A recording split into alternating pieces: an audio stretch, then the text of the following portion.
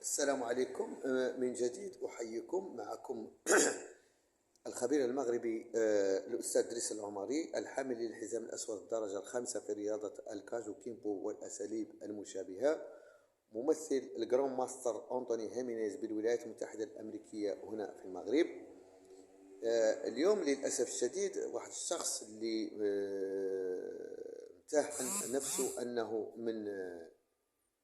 من اوكيناوا، هو كيقتل معنا هون في المغرب، تابع دوك الاشخاص اللي كانت تثبت فيهم مجموعه من التجاوزات، وكنا هضرنا معهم في فيديوهات، هضرنا عليهم في فيديوهات سابقه. تجاوزات في بيع الشواهد الديجيتال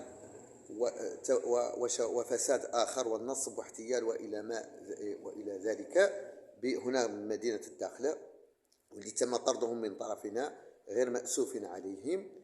اليوم نشوفوا كيرسلوا بعض الاشخاص للجراند ماستر ويقولوا معنا من دوله ثانيه، فاذا بنا كيتواصلوا معنا. شفنا ذاك المنشور عبر وسائل التواصل الاجتماعي، مما نبهنا الجراند ماستر أنطوني هيمينيز رئيس الجامعه الدوليه للكاجو كيمبو بالولايات المتحده الامريكيه، اللي تدارك الامر وصحح الامر وحيد ذاك المنشور. نجي نقول لهم اليوم هذا الشيء اللي كديروا راه كيسيء للبلد ديالنا، هذا الشيء عيب عليكم. الحمد لله ولات عندنا مؤسسة ملكية يلتنا نحترموها ونمشوا بها بعيد لرفع راية الوطن خفاقة في المحافل الدولية، لا لتشويه الصورة ديال البلد ديالنا بهذا الأفعال الصبيانية الغير مسؤولة. لهذا كان نبشر أسرة الكاجو كيمبو المغرب أن رياضة الكاجو كيمبو بالمملكة المغربية الشريفة تم توحيدها في ظل الجامعة الملكية المغربية للكاجو كيمبو والأساليب المشابهة. هذه مسؤولية تناطت على الكتف ديالنا وتناطت علينا باش نشدوها بواحد المسؤولية بواحد الوطنية، اللي نبينوا البلد ديالنا في المحافل الدولية، واللي نخرجوا أبطال اللي كيمثلوا البلد ديالنا في المحافل الدولية، لا لأن نشوه السمعة ديال البلد ديالنا.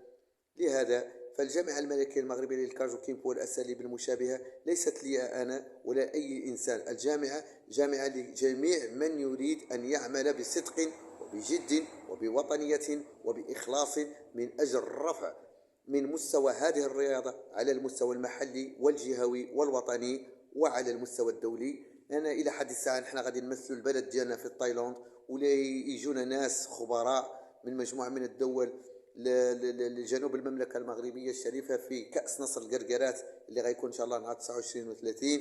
كما له يكون عندنا عاوتاني لقاء دولي باليابان في ظل الجامعة الملكية المغربية للكاجو كيمبو والأساليب المشابهة. لهذا راه إلا ما درنا أي تفيد من أجل توحيد هذه الرياضة ونتماسكوا كاملين، راه الرياضة غادي ما يمكنش نمشوا بها بعيد.